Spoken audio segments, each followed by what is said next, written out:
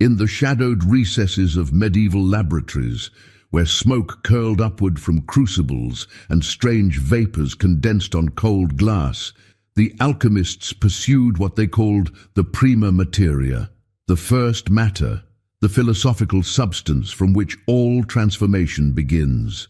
They described it in riddles and contradictions, calling it the most common thing and the most rare, the most precious and the most worthless, found everywhere and nowhere. Modern scholars, approaching these texts with the cold light of historical analysis, dismiss this as confusion or deliberate obfuscation. But what if the confusion was the point? What if the prima materia was never meant to be found in the external world at all, but recognized in the very substance of consciousness itself, in that undifferentiated psychological material that constitutes what we are before we know what we are? The doctrine central to alchemical practice held that transformation could not begin with refined gold or pure substances.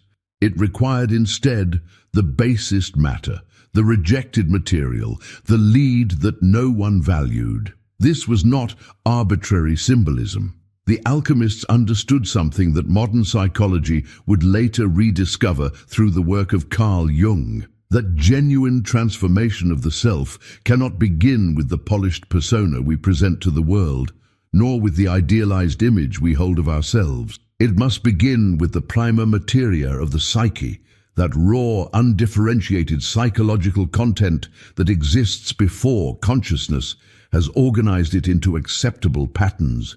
This is the material we typically reject, bury, disown. The thoughts we refuse to think, the desires we dare not acknowledge, the aspects of ourselves we have exiled into darkness. Jung recognized in the alchemical texts something far more significant than failed chemistry.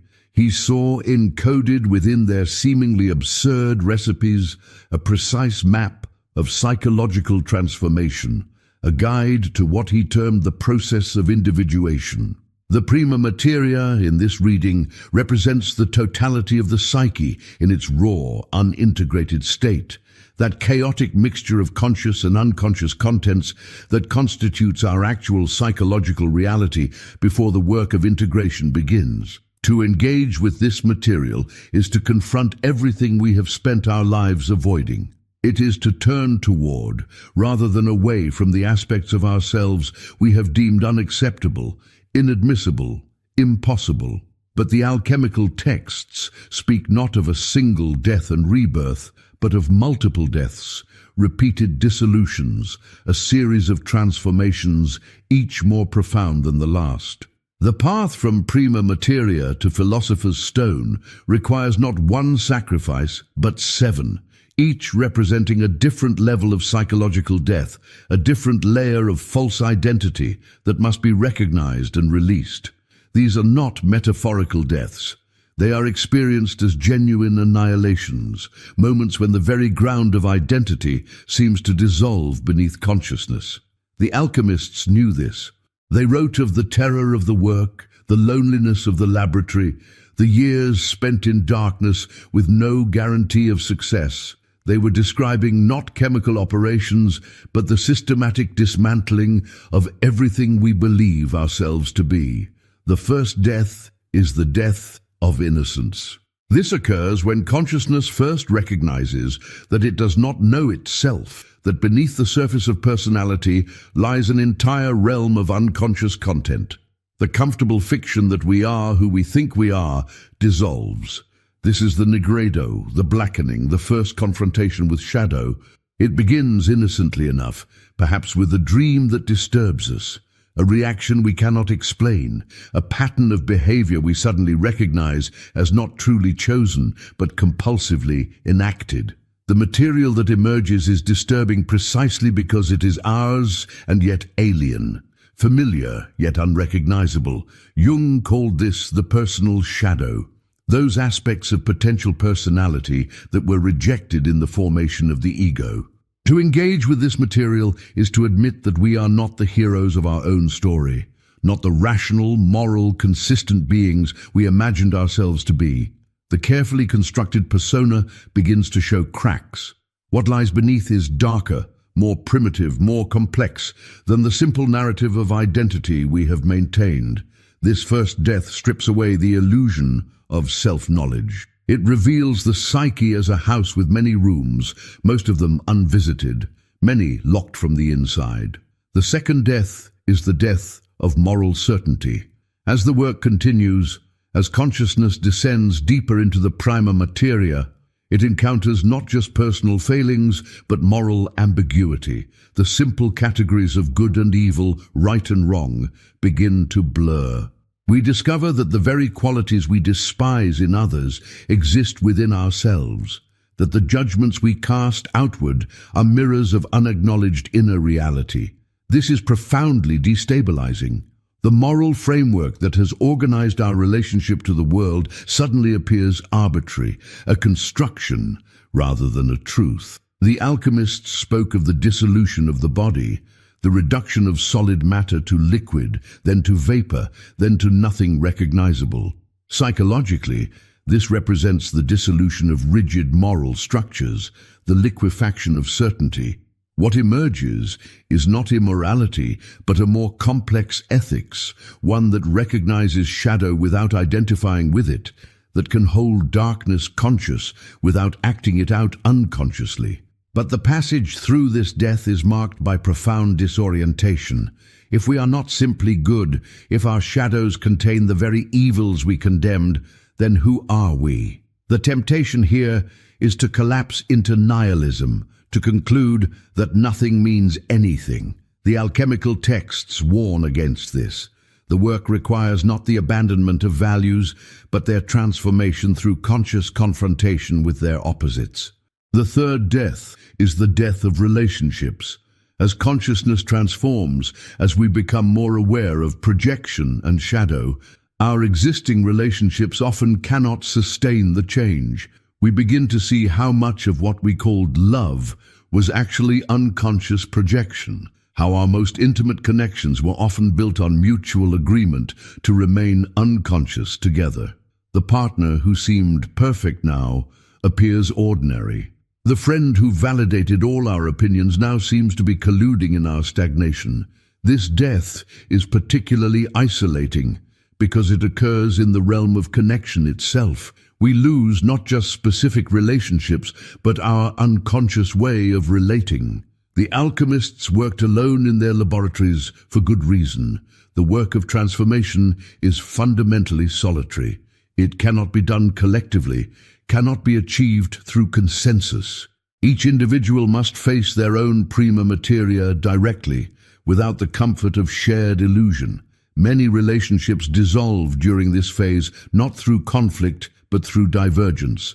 One partner continues to grow while the other remains fixed, or both grow but in incompatible directions. The pain of this death comes from recognizing that consciousness sometimes demands we release even what we love, that transformation cannot always accommodate our attachments. The fourth death is the death of ambition. The drives that animated our lives, the goals we pursued with such certainty, the achievements we believed would complete us, all these begin to lose their power. This is not depression, though it may resemble it.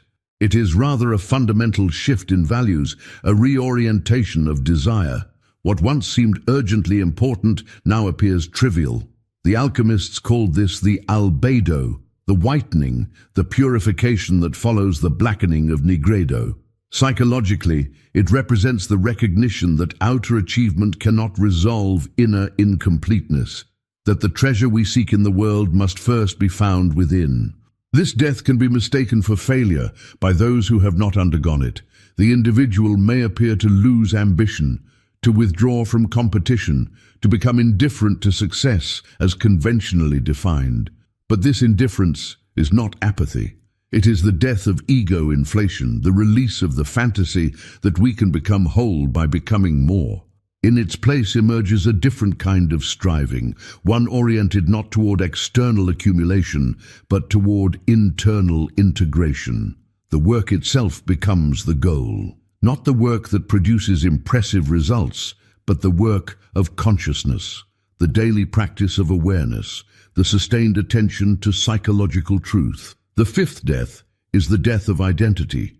Having lost innocence, moral certainty, unconscious relationships, and worldly ambition, consciousness arrives at a crisis more profound than any previous. If I am not my self-image, not my moral framework, not my relationships, not my achievements, then what am I? The alchemists described a phase they called the mortificatio, the death, in which the subject of transformation appeared to die completely. Psychologically, this represents the dissolution of ego identity itself, that sense of being a coherent, continuous self. What emerges in this dissolution is terrifying.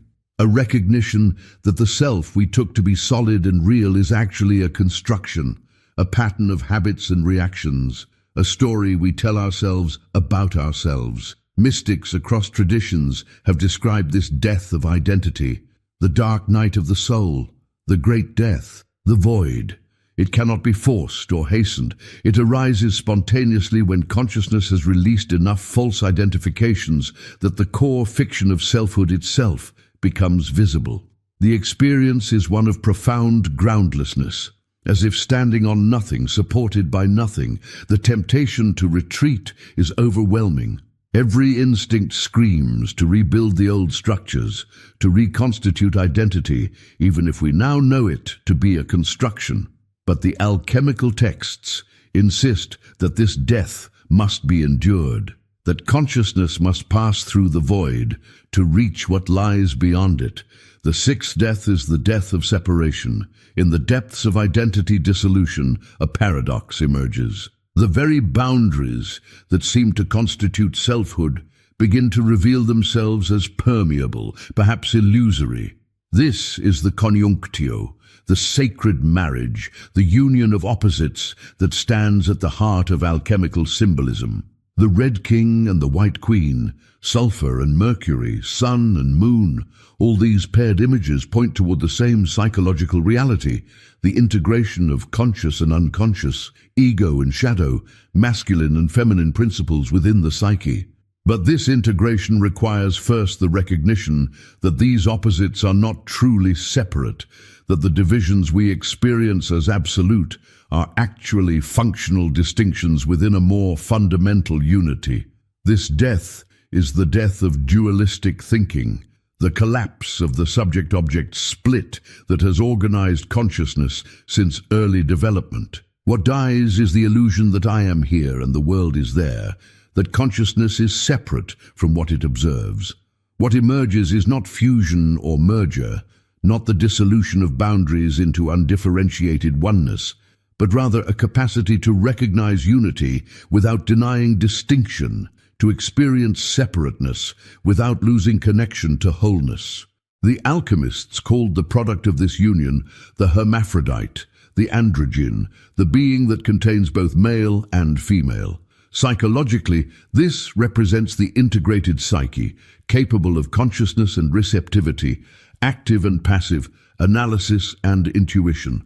But the passage through this death involves a profound reorientation of perception itself. The seventh death is the death of becoming. Having undergone all previous transformations, having released layer after layer of false identification, consciousness arrives at a final recognition. Even the process of transformation itself must be released. The work that has consumed years or decades of sustained effort must ultimately be surrendered. This is the most subtle death, the one that even advanced practitioners often miss. It is the death of spiritual ambition, the release of the fantasy that we can perfect ourselves through effort, that consciousness can achieve some final, complete state. The alchemists warned that many who successfully created the philosopher's stone then lost it, unable to recognize that the stone itself must ultimately be dissolved back into prima materia. This is not regression, but the completion of a spiral, a return to the beginning with transformed awareness. What dies in this final death is the very project of self-improvement, the fantasy of arrival at some ultimate psychological state. What emerges is acceptance of process itself, recognition that consciousness is not something we achieve, but something we are. that the work of integration never ends but must be renewed daily. The individual who has undergone this death appears unremarkable. There is no glow of enlightenment, no aura of special attainment. The completion of the great work produces not extraordinary ability, but ordinary presence, not supernatural power, but natural wholeness. What emerges from these 7 deaths is neither the old self nor a new self, but rather consciousness that has become aware of its own nature and process. This is the philosopher's stone, the lapis philosophorum, the goal of the great work. It is not a substance but a state of being, not an achievement but a capacity, the capacity to remain conscious in the face of unconscious contents, to hold tension without collapsing into one side or the other, to integrate rather than repress, to transform rather than transcend. The integrated individual moves through the world differently. Not better, but more consciously. They still experience the full range of human emotion, still make mistakes, still struggle with darkness and uncertainty, but they do so with awareness, without the unconscious identification that drives compulsive behavior. They have learned to separate observation from reaction, to notice thoughts and feelings without immediately acting on them. This creates space, a gap between stimulus and response in which choice becomes possible. The practical manifestation of this integration appears in subtle but significant ways. The individual becomes capable of genuine relationship because they no longer require the other to carry their projections. They can love without demand, give without expectation, receive without possession.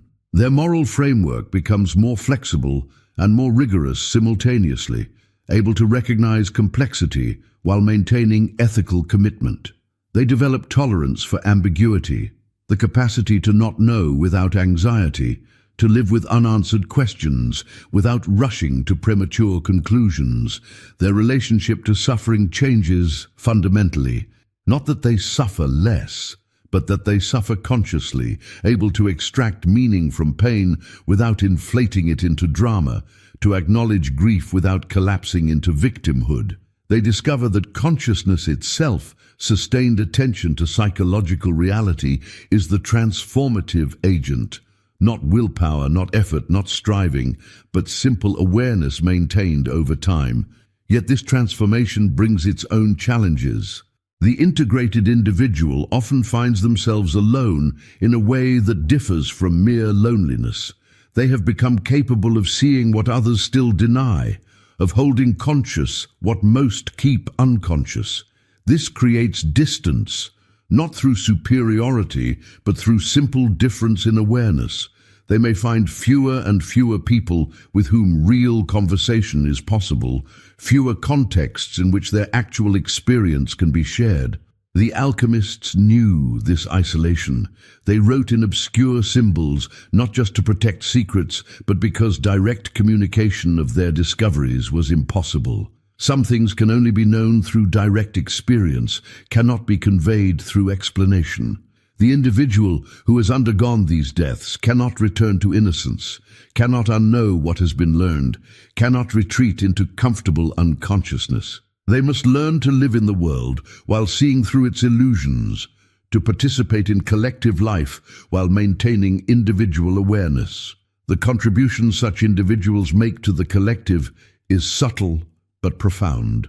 By refusing to project their shadow unconsciously, they withdraw energy from collective scapegoating and conflict. By maintaining consciousness in the face of unconscious pressures, they create space for others to potentially awaken. By integrating their own opposites, they reduce the compulsion to act out inner tensions in the outer world. This is not visible work. There are no credentials, no certificates of completion, no public acknowledgement of achievement. The great work is verified only through its effects, through the quality of presence it produces, through the capacity for consciousness it develops. The 7 deaths do not occur in neat sequence. They overlap, return, recur in deeper forms. Each death may be died multiple times at different levels of intensity. The process spirals rather than progresses linearly, returning again and again to familiar territory but with transformed perspective. What felt completely resolved may suddenly require renewed attention. What seemed integrated may reveal deeper layers of unconsciousness. This is not failure, but the nature of the work itself. The psyche is not a problem to be solved, but a process to be engaged, not a state to achieve, but a dynamic to maintain. The alchemists spent decades in their laboratories, not because they were slow, but because the work required sustained attention over time. There is no shortcut through these deaths, no technique that can bypass the actual experience of dissolution and reintegration. The prima materia with which this work began never truly changes. The raw psychological material, the undifferentiated contents of the unconscious, the rejected aspects of self, all these remain throughout. What changes is consciousness itself, its capacity to engage with this material without identification, to transform lead into gold, not by changing the lead, but by recognizing the gold that was always present within it. This is the ultimate paradox of the alchemical work. The prima materia and the philosopher's stone are the same substance, viewed from different levels of consciousness. The transformation sought so desperately in the outer world occurs through sustained attention to inner reality, through the willingness to die and die again to false identifications, until what remains is simply what is, consciousness aware of itself, awareness resting in awareness. The treasure you seek is not at the end of this process, but within it, not in the final achievement, but in the sustained practice of attention, not in becoming something other than what you are, but in recognizing what you have always been beneath the layers of unconscious identification. The 7 deaths are not obstacles to overcome, but initiations to undergo, not problems to solve, but mysteries to inhabit. The prima materia lies not in distant symbols or ancient texts, but in the immediate reality of your own psychological experience, in everything you have rejected, denied, refused to see. The work begins not when you have prepared yourself, but when you recognize that you cannot prepare, that the only qualification required is willingness to descend into your own depths and see what you find there, to die to what you believe yourself to be, and discover what remains when all false identifications have been released.